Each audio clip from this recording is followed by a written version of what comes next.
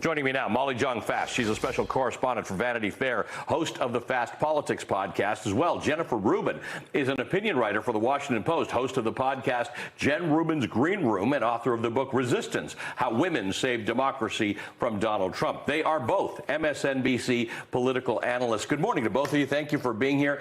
Jen, let me start with you. The primaries, for all intents and purposes, over, and the campaigns are shifting their attention to the general election. You're hearing this more and more from Donald Trump, who doesn't spend as much time talking about Nikki Haley. He talks about Joe Biden mostly and the Democrats. You just published a piece for the Washington Post this morning titled 4 Ways Biden Can Make Inroads with Anti-Trump Republicans.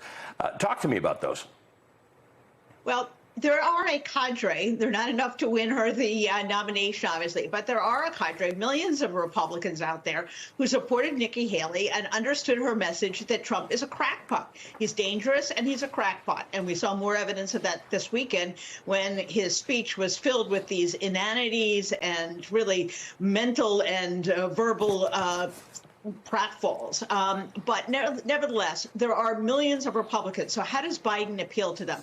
He doesn't have to become a Republican. He just has to, I think, stress issues which really have resonance with those people. Crime. He had a gathering at the White House last week with crime officials. Crime is way down. He could now make an issue of border security. Republicans put the kibosh on a border security bill. He certainly can stress both IVF and abortion, which many Republican women are very concerned about. And finally, I think it is the all-purpose chaos. This guy was chaotic during his presidency. He's chaotic now, and he promises complete disruption of our alliances, of our way of government, of our democracy. And I think those 4 things are Biden's biggest opportunity to make inroads with independents and Republican-leaning voters. Molly, let's switch to the other side of the equation, because this will be a close election, most likely. So one can achieve things by hitting or targeting independents or moderate-leaning Republicans. Joe Biden has to shore up progressives as well. That's a tall order, because you're reaching out in 2 directions at the same time. What does he do with progressives? Well, I think that's going to be tougher. Look, the anti-Trump Republicans are coming home, right? They don't have, and look, Biden has, he's done things. He's made overtures. He's put Bernie Sanders in budget. So he has done things for progressives, and progressives have been very good soldiers for Biden. Let us not forget.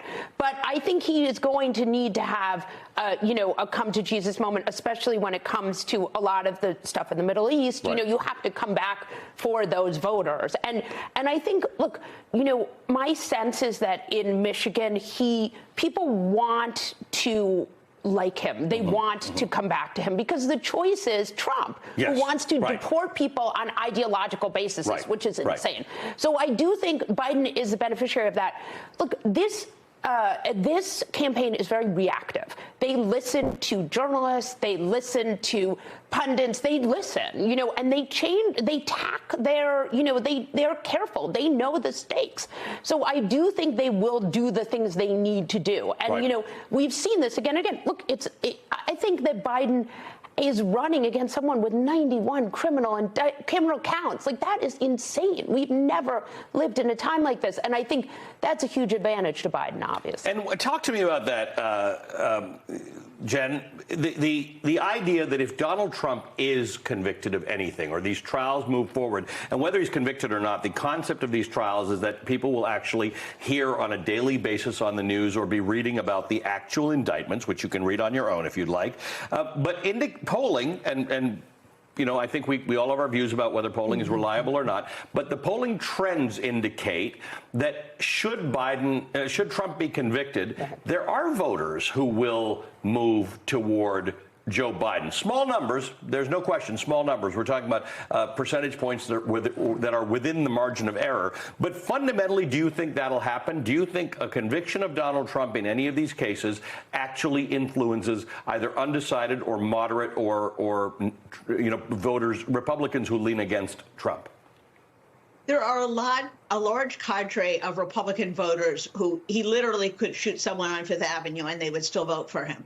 That is not everyone. And I think Biden has to make an argument. Not only is this guy a crook, but this guy is running really to destroy the democratic process. He's running so that he can spare himself the verdict of the American people and of juries. He's running so he can pardon himself or drop these cases. He's running so that he can do whatever he wants. That's his immunity argument. He can do literally whatever he wants. He can send SEAL 6 to kill Joe Biden. He can assassinate his political opponents. He can kidnap members of the Senate. Apparently, he can do anything he wants. And that's what he's running on. It's a very dangerous platform. And it's not simply, I can't believe I'm saying this, simply that he would be a convicted criminal, but that he is running to be above the law. And that is something so antithetical to our system, so dangerous, that I would hope that voters of goodwill will turn out. And by the way, that's the best way to have Democrats come home. Once they see that and they are reminded of the mendacity of this individual, of the criminality, of the loathsomeness of this individual, they will come home. And by the way, I think Biden needs to get a little bit tougher. Let's start calling Trump what he is, which is an adjudicated rapist, an adjudicated liar. That was the result of the E. Jean Carroll verdicts. And I think the language has to get sharper, and we have to remind voters, including progressive, just what Donald Trump is all about. I think this is an important point, Molly, that it's not even close. I can fully understand why some progressives, whether the issue is Israel-Gaza or the issue is climate or the issue is police violence and black voting, I totally get why some people think enough hasn't been done and some decisions are not great. But that's not the deal. The transaction is not about whether Joe Biden has done everything you want him to do. It's what Jen just said. It's what your alternative is. On every single issue, Donald Trump is a worse option. Yeah, and I also think it's worth pausing for a second and looking Joe Biden has tried to cancel student debt, right? The Supreme Court overturned it, right? And so what they've done is they've quietly canceled different student debt programs. Yes. And so a lot of people like you